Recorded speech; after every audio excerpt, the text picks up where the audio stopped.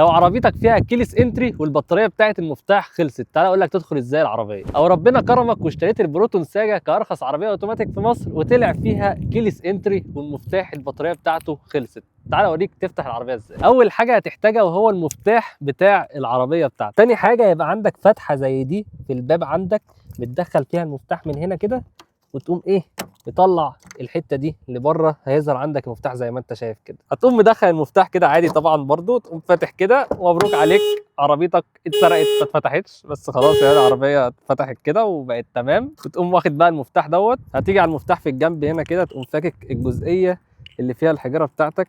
المفاتيح كلها متشابهه، هتفكها من هنا لما تتحرك بقى بالعربيه هتلاقي الحجره بتاعتك، تروح تجيب نفس الحجره وتغيرها والعربيه ترجع معاك زي الفل والمفتاح يرجع معاك زي الفل من غير ما تحتاج اي حد يعمله لك. وبكده تكون عرفت ان انت لو معاك مفتاح فيه كيلس انتري تعرف تفتح العربيه حتى لو حجره خلصانه، وكمان تروح تغير الحجره بنفسك من غير ما تحتاج لحد تاني يغيرها لك.